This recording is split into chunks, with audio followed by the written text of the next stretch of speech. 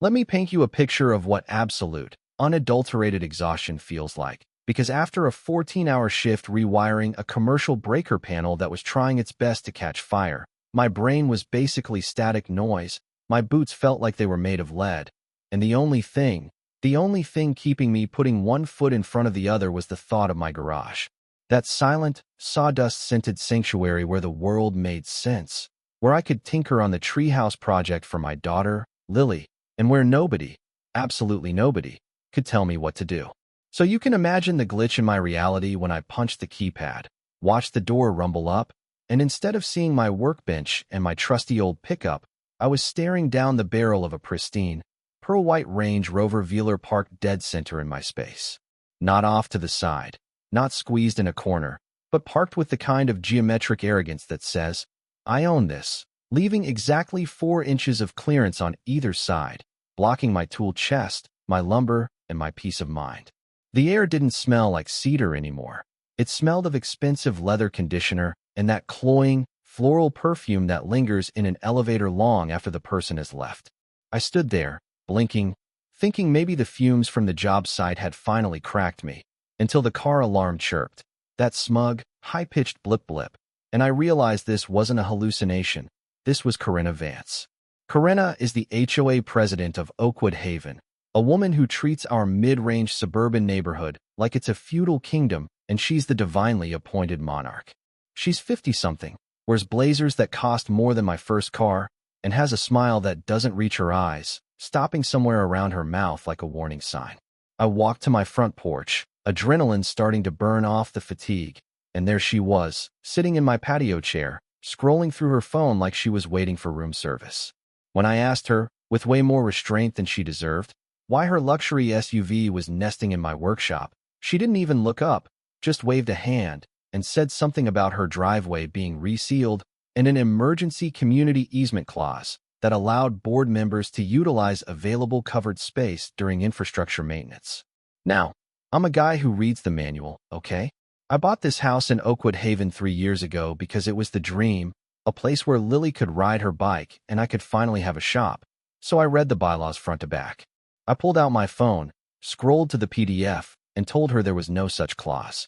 She finally looked at me, gave me this pitying look like I was a toddler trying to explain tax law, and said, We're piloting a new cooperative initiative. Caleb, try to be a team player, before gathering her things and clicking away down the sidewalk, leaving her car locked in my garage.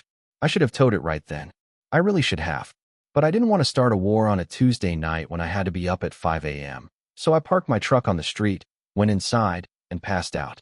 The wake-up call wasn't an alarm clock. It was a neon orange sticker plastered to my front door the next morning. A violation notice. $250 fine for unauthorized overnight street parking, and another $150 for garage door left open overnight, which I had to do because her massive SUV was sticking out just enough that the sensors wouldn't let it close. Attached was a sticky note in loopy cursive. Rules are there for a reason. Let's do better next time. KV, that metallic taste in your mouth when you bite your tongue too hard? That was my entire existence for the next 12 hours. I called my buddy Marcus, who's a shark of a real estate attorney but acts like a surf bum, and he started laughing so hard he choked. He told me, Dude, she didn't just poke the bear, she handed the bear a machine gun. Because finding someone for a violation you caused is harassment, plain and simple. But he told me to wait, to gather intel. So I went to the county clerk's office on my lunch break. I wanted to see exactly what powers the Oakwood Haven HOA actually had, because in my experience, bullies like Corinna usually operate on the assumption that nobody will check their math. The clerk, a sweet lady named Doris, helped me pull the original plat maps and the incorporation papers, and while I was digging through dusty microfiche, I found something that made my heart skip a beat. A discrepancy in the property lines that dated back to the original subdivision in the 90s. But while I was playing detective, Corinna was playing general. I got home that night to find the Range Rover still there, but now it had company. A sleek, black Mercedes S-Class was squeezed in next to it, her husband Greg Vance's car, and my garage was now a parking lot. But the kicker? My tool cabinet, the one holding 10 grand worth of electrical equipment I need for my livelihood, had a fresh, shiny padlock on it that wasn't mine. Taped to the metal was a typed notice on Oakwood Haven letterhead. Equipment secured for safety compliance during shared usage period. Contact board for access keys. She had locked me out of my own tools in my own garage. I saw red. Not the angry cartoon kind, but the cold, focused kind of rage that slows time down. I didn't grab the bolt cutters, though God knows I wanted to. Instead, I called the non-emergency line and got Officer Daniels out there. He was a good guy, looked tired, clearly didn't want to deal with suburban drama, but when he saw the cars and the lock, he frowned. He went to knock on Corinna's door. She lives in the McMansion on the corner with the columns that look like they belong in Rome, not Ohio, and dragged her back over. Watching her try to explain to a uniformed officer why she had seized my property was a masterclass in narcissism. She kept using words like community oversight and hazardous material containment, her voice getting shriller every time Officer Daniels interrupted her. He finally cut her off, saying, "Ma'am, unless you have a court order, this is theft and trespassing. I suggest you move these vehicles before I call a tow truck myself." She moved them, fuming the whole time, muttering about how she'd be speaking to Greg about this, tossing her hair like a petulant teenager. Greg Vance works for the Urban Development Board, a fact Corinna drops into conversation like a heavy stone every chance she gets, implying he has the power to condemn your house or rezone your backyard if you look at them wrong. I thought I'd won. I thought getting the cars out was the victory. But 2 days later, I came home to a stop work order from the city taped to my garage door, claiming unpermitted electrical modifications. Greg had pulled strings. Then came the emails to the neighborhood listserv, blasting me as a rogue element, endangering property values with illegal workshops. I looked at Lily, who was sitting on the living room floor asking if we could work on the treehouse this weekend, and I realized this wasn't about parking anymore. This was a siege. I called Marcus back and told him to warm up the printer because I was done playing defense. I told him about the property line discrepancy I'd found, and he went quiet for a second before whispering, "Wait, if that survey is right, the HOA's jurisdiction map is legally void for your entire block." That's when the plan started forming. Not just a lawsuit, but a complete dismantling of the Vance empire. I spent the next 3 nights going through every public record I could find on Greg and Corinna, and what I found wasn't just petty tyranny. It was a pattern, a grift. It wasn't just that they were bullies, it was that they were greedy bullies, which is a fatal combination if you know where to look.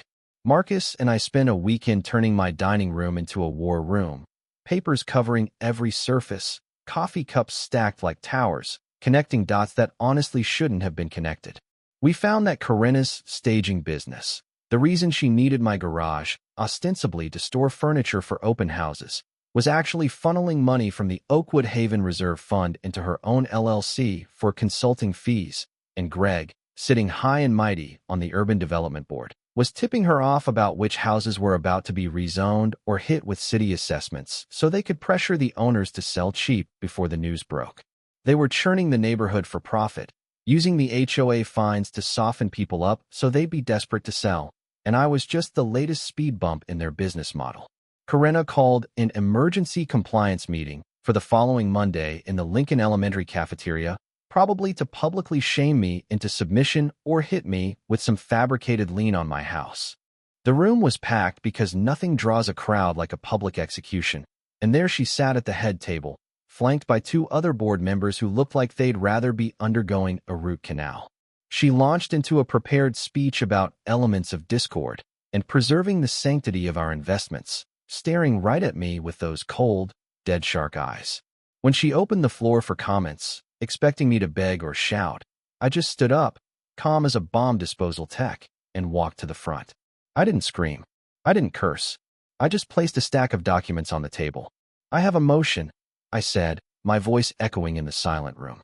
"I move that we discuss the $40,000 in landscaping invoices paid to Vance Interiors LLC for work that was never done. And while we're at it, let's discuss the emails between Greg Vance and the Urban Development Board discussing how to weaponize code enforcement against the widow Mrs. Higgins to force her into foreclosure." The silence wasn't just quiet, it was a vacuum. You could hear the hum of the vending machine in the hallway. Corinna's face went from smug pink to the color of curdled milk. She tried to gavel me down, shouting, "You're out of order." But I kept going, reading the dates, the amounts, the specific statutes they were violating. Then Jessica, a quiet mom from down the street who runs a data analytics firm, stood up and projected a spreadsheet onto the wall behind me.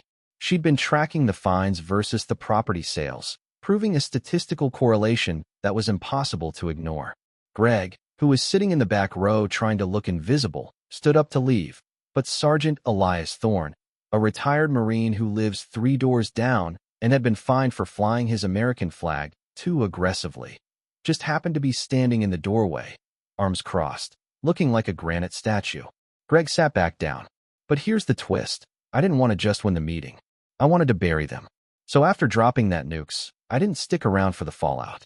I told the room, I'm handing all of this to the state attorney general tomorrow, but for now, I'm taking my daughter on vacation.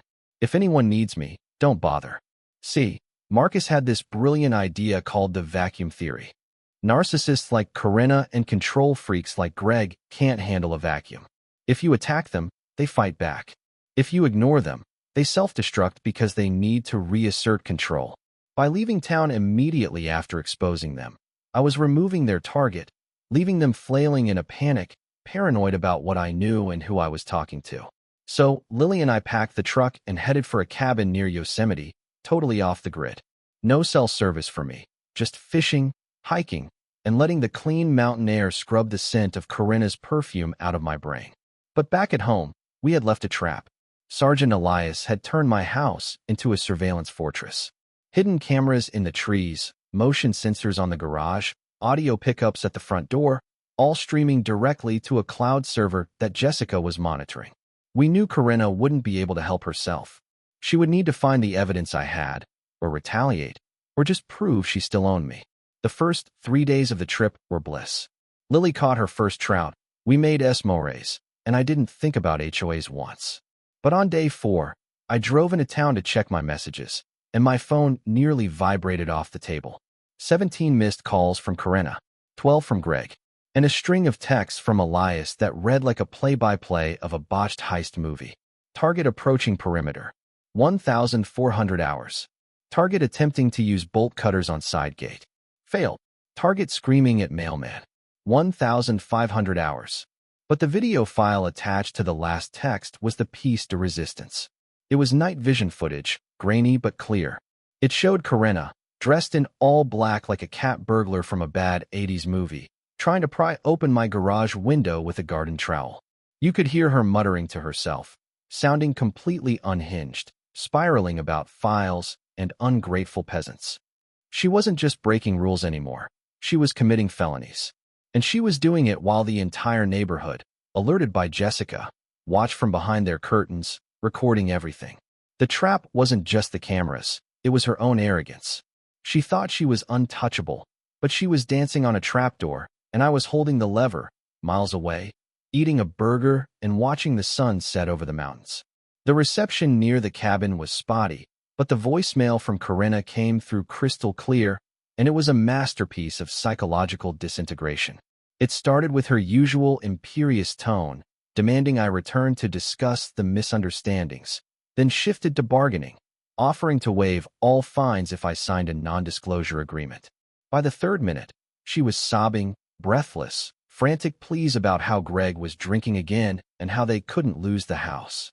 It was the sound of a bully realizing the teacher wasn't just watching, but calling the police. And speaking of police, while Lily and I were skipping stones on a glacial lake, Sergeant Elias was back in Oakwood Haven coordinating the finale. He had sent the footage of the attempted break-in to Officer Daniels, along with the financial dossiers Marcus and I had compiled. Because Greg was a city official, the local PD had to kick it up to the state level to avoid a conflict of interest, which meant the FBI got involved. We came home 2 days early because Jessica texted me 2 words, "It's happening." Rolling back into the neighborhood felt surreal. There were news vans parked along the curb, Channel 5, Fox, even a CNN affiliate truck. And there, in front of the Vance McMansion, were the flashing lights of federal sedans. I pulled into my driveway, and my neighbors, Mrs. Higgins, Elias, Jessica, people I'd barely nodded to before, were standing on their lawns, watching the show. They brought Corinna out first. She wasn't wearing her blazer. She looked small, pale, and terrified, handcuffed and flanked by agents carrying boxes of files. My files, her files, the neighborhood's money.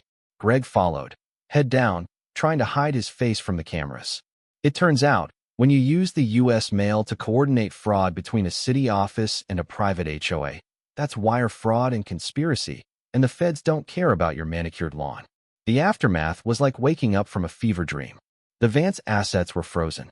The Oakwood Haven board was dissolved and replaced by an emergency committee led by Mrs. Higgins, who immediately repealed the parking restrictions and fired the management company.